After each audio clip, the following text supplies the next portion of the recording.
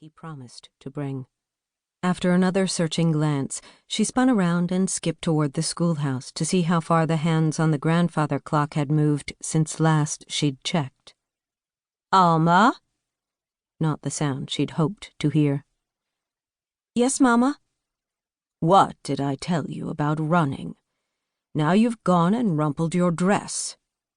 Running and skipping were not the same thing, but the sharp look in her mother's eyes told her it was best to mind her tongue.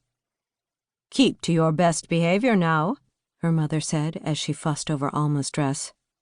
"These children will look to you as an example." "Yes, Mama." "But don't be overly familiar, either." She straightened the pearl brooch at Alma's collar. "They're Indians, after all." Indians. Her mother spoke like it was a disease. Surely not. Her father wouldn't bring them here if that were so. Surely they could still be friends without Alma falling sick to whatever it was her mother feared. Galloping horse hooves enlivened the quiet as a pair of wagons rounded the bend into view. Their iron-rimmed wheels ground over the gravel trail. Dust swirled amid the trees. She bounced on her heels and clapped her hands, wheeling the sweat-slickened horses to press their gait. At last the wagons arrived, stopping in the boxy shadow of the great schoolhouse. Her father jumped down. Alma abandoned her mother and ran, skipped, to his side. He picked her up and kissed her, his bushy mustache tickling her cheek.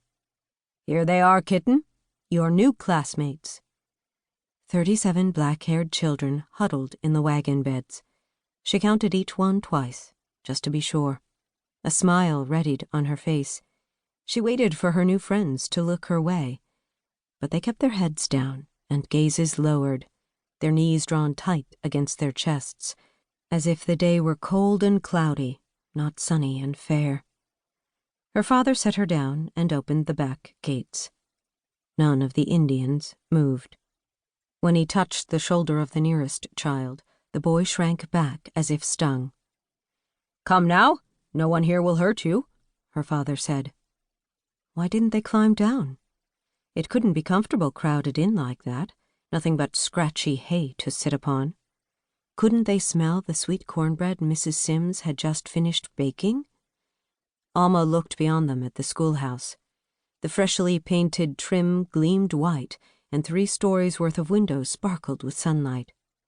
Surely they hadn't such grand buildings on their reservations. Finally, a boy seated near the edge raised his head. Alma guessed him to be only a year or 2 older than she was. Loose strands of hair danced about his round face, catching the light with their glossy sheen. He pushed them behind his ears and glanced around the yard. She followed his gaze from the clapboard outbuildings to the nearby picnic spread, to the lawn and surrounding forest. Then his dark brown eyes fixed on her. Alma forgot her smile. His stare reminded her of the fox she'd seen sniffing at the edge of the yard 2 days before. Intelligent, cautious, just as curious about her as she was of him. The boy scooted across the wagon bed and dangled his legs over the edge. For the count of several seconds he sat there, undecided, his leather-clad feet swaying high above the grass. "Jump down," Alma breathed. At last he did. One by one the other children followed. The school's new teacher, Miss Wells, shepherded them toward the picnic table. Alma moved to join them, but her mother grabbed her hand.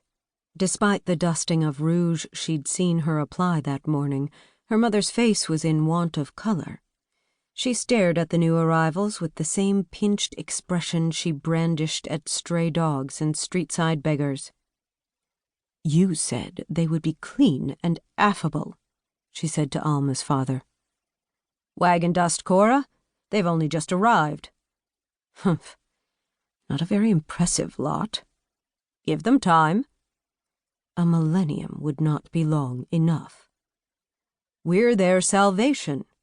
Her father's voice hummed with excitement. "Here, they shall be reborn, civilized and good." Alma kept her face lowered, tickling a dandelion with the toe of her boot.